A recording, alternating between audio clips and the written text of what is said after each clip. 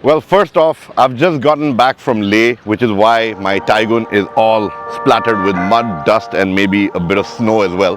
But having said that, this video is to tell you about how the Taigun performed up in the hills. And that's something that really blew my mind because I actually got an amazing average up in the hills. And a lot of people have questioned the 1.5 TSI in terms of performance and the fuel efficiency especially. But this video will justify all of that for you.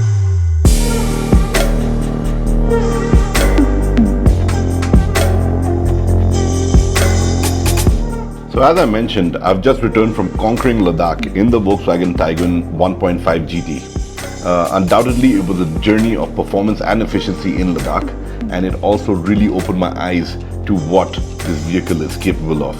After all, while Ladakh is all about the breathtaking vistas and challenging terrain, it is also a true test of any vehicle.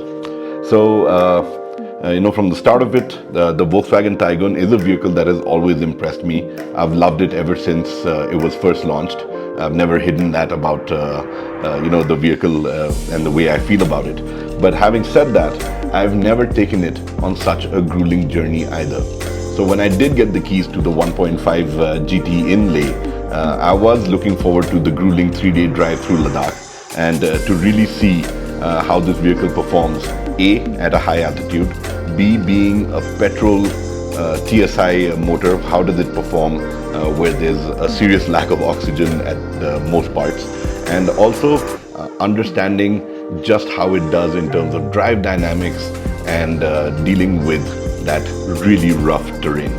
So having said that, the first thing that blew my mind was obviously the fuel efficiency and performance. So the driving in the challenging conditions of Ladakh can take a toll on any vehicle, and especially when it comes to fuel efficiency, because we see a lot of driving happening in lower gears. You're in first and second for a lot of the steep inclines and the steep climbs. You're dealing with bad rutted roads where again you can't maintain a high speed. And despite all of this, I mean, I drove from Leh past Khardungla down into the Nubra Valley, all the way out to the Siachen base camp, and then back to Leh. And over that entire run, I was part of a fleet drive, so a lot of it was in a convoy as well, which can be slower and less efficient in many ways when it comes to driving on your own. And I still managed to get about 10.5 kilometers to the liter for the most part. I kept checking on what my real-time mileage was doing, and I was pretty amazed at the 10.5. But having said that, over the entire course of the drive, I actually got 11 kilometers to the liter, and this is my entire round trip from Leh, Nubra, Siachen and back, which was actually very impressive. Of course, the terrain does have its ups and downs, and that also plays a role in giving you this kind of mileage, because there are a serious amount of downhills that you deal with, and as everybody knows, your mileage does go up when you are going downhill.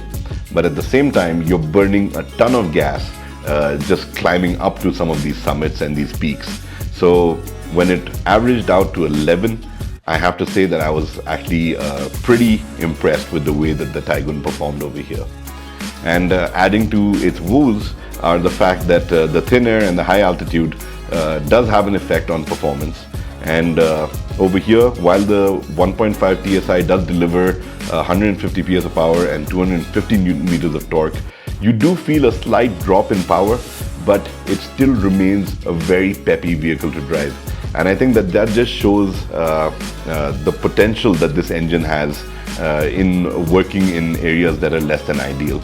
And it was just about being able to give me the right amount of power to get through a lot of these challenges, and that really blew my mind as well. Now, after I got back to Leh, I did do the drive back to Delhi, and this was via you go through the entire route of Gata loops, Baralachla, down to Jispa, Keelong, finally through the Atal tunnel and into Manali, make your way down to Chandigarh, and then finally the highway run that takes you into Delhi. Now on this particular day of driving from Leh all the way to Manali, I got an average of about 12 kilometers per liter. And once I hit the highway, I was actually cruising at 16.9 kilometers to the liter. So, you know, when we talk about petrol engines and efficiency, I think TSI engines just have their own little fan club. And after my drive out here in Leh, I will definitely add myself to that list as well, because, you know, it was just phenomenal to see this kind of average out there. But it's not just about the efficiency and the performance that the Taigun impressed me with. I've always looked at it as a bit of a soft roader, something that's more urban in nature. You know, it is a two-wheel drive, it is a front-wheel drive powered vehicle. But at the same time, dealing with the terrain that we had to deal with, going over some of the rough roads, the ground clearance obviously played a significant part in giving me the confidence to deal with that kind of terrain. I never bottomed out even once. And I will go ahead and also tell you, because I am done with my drive and I will not jinx it now, is the fact that I didn't even get a single flat tire on my entire drive. But coming back to the handling and the comfort that the Taigun offers, because we're talking about it being set up to be a really sporty, fun vehicle to drive. You know, we've always said that about the Taigun, and especially the 1.5 GT, that is just such a blast to be behind the wheel. And it feels like it's driving on rails, and even more so up in that terrain where we're talking about narrow roads, sharp turns, and yet you're able to maintain a pace which I don't think you can do in a larger SUV. And I think that brought down my drive time from certain locations substantially. So it instills a lot of confidence in the driver, having that sort of precise dynamics you know, at your disposal. And that's really something else that really stood out about the Taigun for me on this drive up in Leh. And the winding roads, you know, like I said, it felt like you were piloting a go-kart, because there were certain stretches. Leh is going through a series of changes where the roads are getting a little wider. There are some nice roads that are coming up, and you can really notch up the speed in the Taigun and really enjoy a lot of the driving out there as the panoramic view unfolds in front of your windscreen. It is really just something that blows your mind.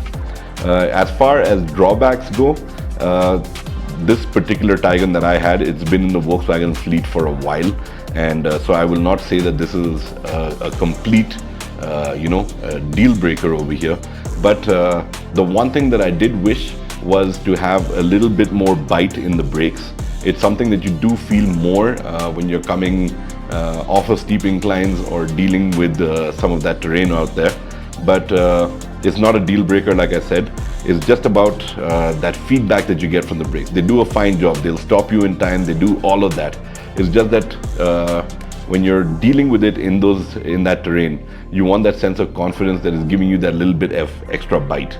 So that's the only thing that I felt was a slight negative about the entire experience of driving the vehicle out there. But overall, it was actually a very phenomenal vehicle to drive, and I would take the Taigun out to Leh anytime. Add to that, it is a very comfortable vehicle to be in. I think the suspension setup, while it does play its role in giving you that brilliant handling, it also does a fine job of soaking up undulations, road undulations. You're seated and cocooned in comfort. And since I was alone in the car, it was great to have wireless Apple CarPlay. The infotainment system is brilliant. I could plug in my phone and just get maps up there. And again, if you have driven in Leh, you know you want to have that solid focus on the road. You cannot take your eyes off the road for a second. It is a rather treacherous yet breathtaking place to be in. And driving carefully, keeping your eyes on the road is very important. So having your maps up on the infotainment screen is vital. You know, you cannot keep glancing somewhere else. And it's in your line of sight to a large extent. And you know, it does a great job. Of course, the sound system on the Taigun has always been a major plus point for me, and having my soundtrack playing out there for me in the hills was an added bonus. Last but not the least, the Taigun held up really well. When you take it on such terrain, I've done it in other vehicles, and I do notice that even with a 3-day drive in Ladakh, little niggles, little rattles, all of those tend to start showing up in your vehicle. But Volkswagen has always prided itself for build quality, and with the Taigun, it's been no different. Even after being pelted through this terrain over my entire course of my drive, and I'm talking about from Leh all the way back to Delhi as well. So it was a total of 5 days out there, you know, not a rattle. And I think that that is really a commendable aspect about the vehicle. So in conclusion, I think the Taigun 1.5 GT, you know, it surpassed my expectations. Like I said, it's a vehicle that I've always loved, but taking it out to this grueling place really opened my eyes to a different dimension about this vehicle and what makes it just so much fun. You know, if I didn't find it endearing enough before, I think I find it even more endearing now, and I would love to own a Taigun one of these days. So with that, you can see that the 1.5 liter TSI Volkswagen Taigun is actually a delight up in the hills, and it is something that really surprised me with the way it drove, the way it handled that terrain, and the way it delivered that fuel efficiency. I'm Vikram Gore, you've been watching MOTORSCRIBES, and as it is our promise on the channel, if you do have any further questions, please leave a comment below and I will get back to you.